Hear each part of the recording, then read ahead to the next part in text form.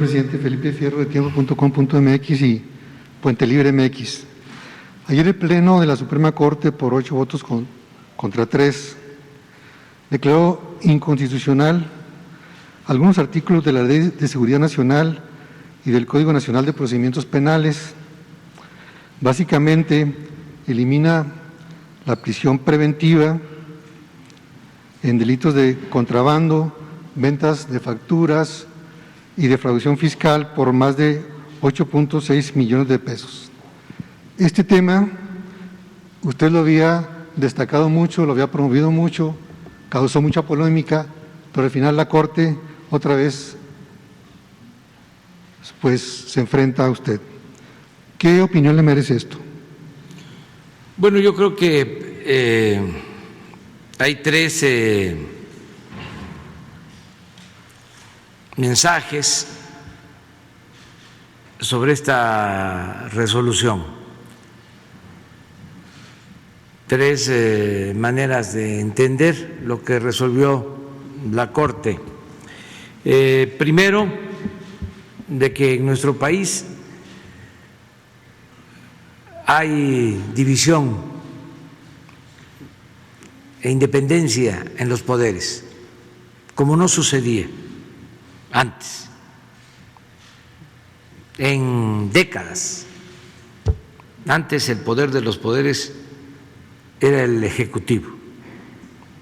Esa es una primera lección para los que no creen en la transformación.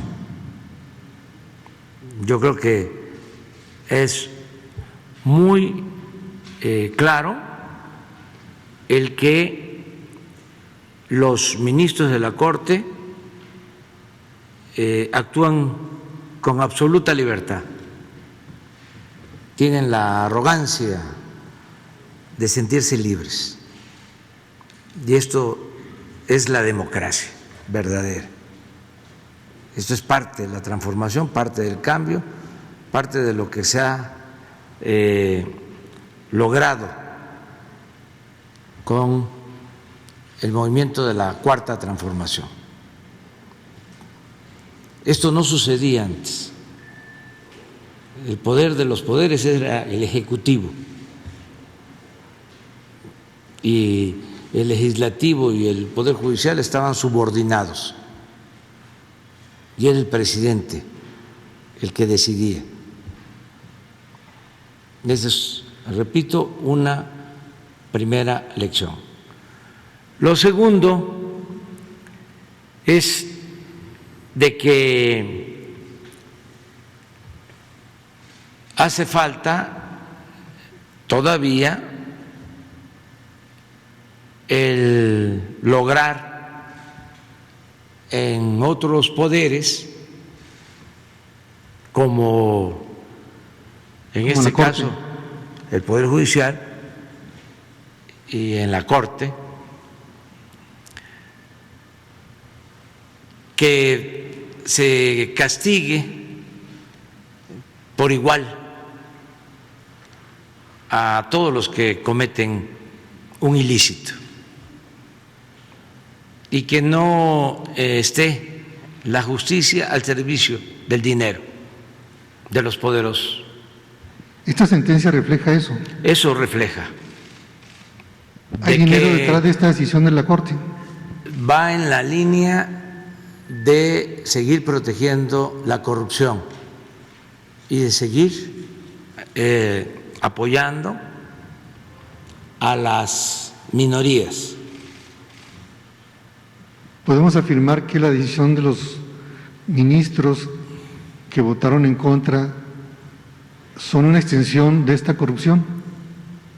Es la misma política del Poder Judicial, que tiene que ver con el hecho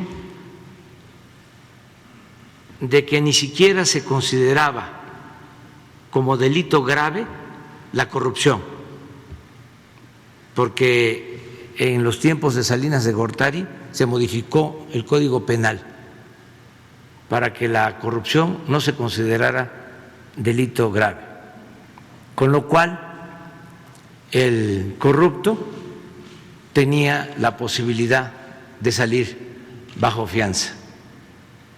Eso se sostuvo hasta esta reforma constitucional, que ahora en una de sus partes la están declarando inconstitucional.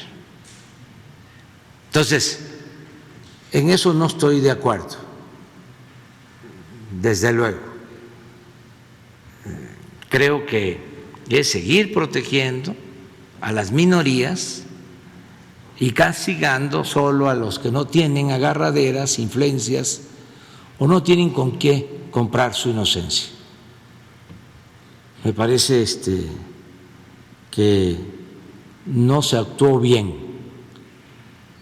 Esto es parecido a lo que hicieron los ministros cuando negaron que se consultara al pueblo para preguntar si estaban de acuerdo los mexicanos en que se reformara la Constitución para la privatización del petróleo.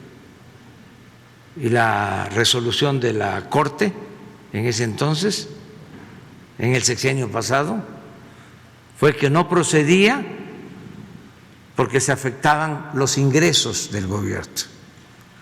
Y ahora es algo parecido, que no procede considerar delito grave y que vayan a prisión quienes cometen grandes fraudes fiscales, todos los que inventan, alteran facturas, que se hacen inmensamente ricos con la defraudación fiscal, porque se les afecta en sus derechos humanos. ¿Qué pasa cuando banqueros, grandes empresarios, dueños de despachos fiscales cometen grandes fraudes de miles de millones de pesos? La hacienda pública deja de recibir ingresos que podrían ser utilizados para garantizarle al pueblo el bienestar, el derecho a la educación, el derecho a la salud, para dar trabajo a los jóvenes y para que no se violen los derechos humanos. Es un asunto de interpretación, pero esa es la segunda postura de mi parte. Y la tercera es que, dicho lo anterior, nosotros vamos a respetar la decisión de la Corte, porque queremos estar en un auténtico, en un verdadero Estado de Derecho. El presidente ministro de la Corte afirmó que